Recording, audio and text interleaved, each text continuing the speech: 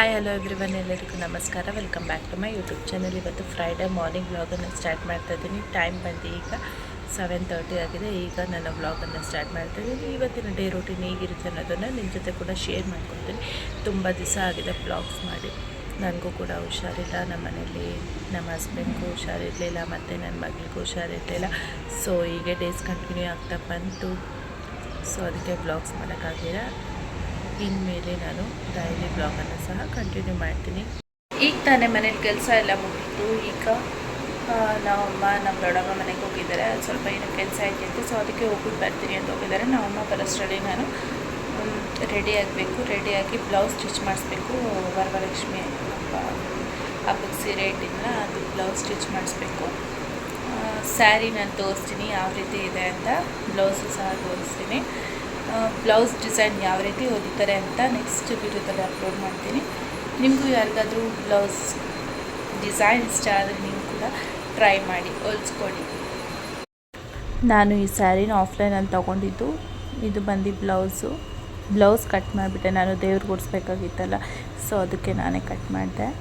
ಇದು ಬಂದು ಬ್ಲೌಸು, ಇದು ಸ್ಯಾರಿ.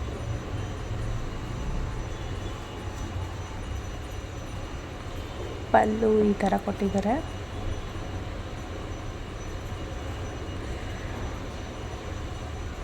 ನಾನು ಬ್ಲೌಸ್ ಡಿಸೈನ್ ಯಾವ ಥರ ಹೊಲಿಸ್ತೀನಿ ಅನ್ನೋದನ್ನು ನೆಕ್ಸ್ಟ್ ಬ್ಲಾಗಲ್ಲಿ ತೋರಿಸ್ತೀನಿ. ಹೊಲ್ದಿದ್ದಾದಮೇಲೆ ತೋರಿಸ್ತೀನಿ ಹೇಗೆ ಹೊಲಿತಾರೆ ಅಂತ. Until then keep watching.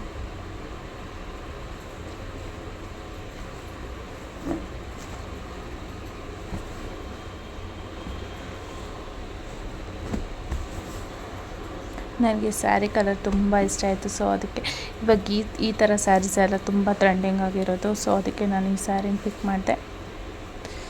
ನನಗೆ ತುಂಬಾ ಇಷ್ಟ ಆಯಿತು ಈ ಸ್ಯಾರಿ ಅಂತೂ. ನಾನೇ ರೆಡಿಯಾಗಿ ಬ್ಲೌಸ್ ಸ್ಟಿಚ್ ಮಾಡಿಸೋಣ ಅಂತ ಹೋಗ್ತಾ ಇದ್ದೀನಿ. ಬ್ಲೌಸ್ ಸ್ಟಿಚ್ ಮಾಡಿಸೋದಕ್ಕೆ ಹೋಗ್ತಾ ಇದ್ದೀನಿ. ಈಗ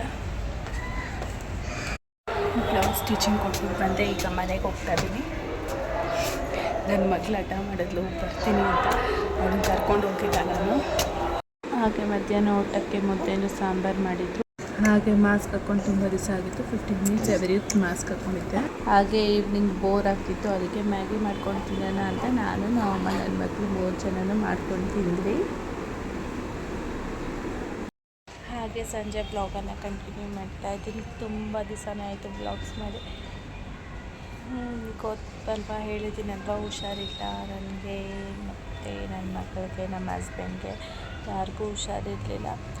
ಫಸ್ಟು ನಮ್ಮ ಹಸ್ಬೆಂಡ್ಗೆ ಜ್ವರ ಬಂತು. ಅವರು 1-2 ದಿವಸ ಅಡ್ಮಿಂಟ್ ಆದರು. ಮತ್ತು ನೆಕ್ಸ್ಟ್ ಡೇ ಅಡ್ಮಿಷನ್ ಎಲ್ಲ ಮುಗೀತು. ಮತ್ತು ಅಡ್ಮಿಟ್ ಆಗಿದ್ದಾದಮೇಲೆ 2 ಡೇಸ್ ಆದಮೇಲೆ ಮನೆಗೆ ಬಂದು ಮತ್ತು ನೆಕ್ಸ್ಟ್ ಡೇ ಏನೋ ಭೀಮನಮ್ಮ ಮಸೂತಿ ಸ್ನಾನ ಮಾಡಿದ್ರು ಅವರು. ಅವತ್ತು ಸಾಯಂಕಾಲ ಈವ್ನಿಂಗ್ ಮತ್ತೆ ಜ್ವರ ಬಂತು. ಹೋಗಿ ಇಂಜೆಕ್ಷನ್ಸ್ ಹಾಕ್ಕೊತಾಯಿದ್ರು. ಬೆಳಗ್ಗೆ ಸಾಯಂಕಾಲ ಇಂಜೆಕ್ಷನ್ಸ್ ಇತ್ತು. ಇಂಜೆಕ್ಷನ್ಸ್ ಹಾಕ್ಕೊತಾಯಿದ್ರು. ಮತ್ತು ನೆಕ್ಸ್ಟ್ ಡೇ ಮಂಗಳವಾರ ಆವತ್ತು ಸ್ನಾನ ಮಾಡಿಕೊಟ್ರು. ದೇವಸ್ಥಾನಕ್ಕೆ ಹೋಗ್ಬಿಟ್ಟು ಬರ್ತೀನಿ ಅಂತ ಹೋಗ್ಬಿಟ್ಟು ಬಂದಿದ್ದ ತಕ್ಷಣ ಮತ್ತೆ ಹೊಟ್ಟೆ ನೋವು ಬಂದಿತ್ತು. ಸೊ ಮತ್ತೆ ಹಾಸ್ಪಿಟ್ಲಿಗೆ ಹೋಗಿ ಅಲ್ಲಿ ಸ್ಕ್ಯಾನಿಂಗ್ ಎಲ್ಲ ಮಾಡಿಸಿ ಈಗ ಸ್ವಲ್ಪ ಆರಾಮಾಗಿದ್ದಾರೆ. ಅವರು ಚೆನ್ನಾಗಿರಲಿ, ದೇವರು ನಮ್ಮ ಯಜಮಾನ್ರಿಗೆ ಆಯುಸ್ಸು ಆರೋಗ್ಯ ಕೊಟ್ಟು ದೇವರು ಕಾಪಾಡಲಿ ಅಂತ ಬೇಡ್ಕೊತೀನಿ. ನನ್ನ ಮಗಳಿಗೂ ಸಹ ಅವಳಿಗೂ ಜ್ವರ ಬಂತು. 1 ವೀಕ್ ಅವಳಿಗೆ ಮೇಲೆ ಆಗಲಿಲ್ಲ. ಅದಾದಮೇಲೆ ನೆಕ್ಸ್ಟು ನನಗೆ ಸ್ಟೊಮಕ್ ಪೇನ್ ಬಂತು. ಮತ್ತು ನನಗೆ ಹೊಟ್ಟೆ ನೋವು, ಮತ್ತು ಯಾಕೋ ಊಟ ನೋಡಿದ್ರೇ ವಾಮಿಟ್ ಆ ಥರ ಆಗ್ತಿತ್ತು.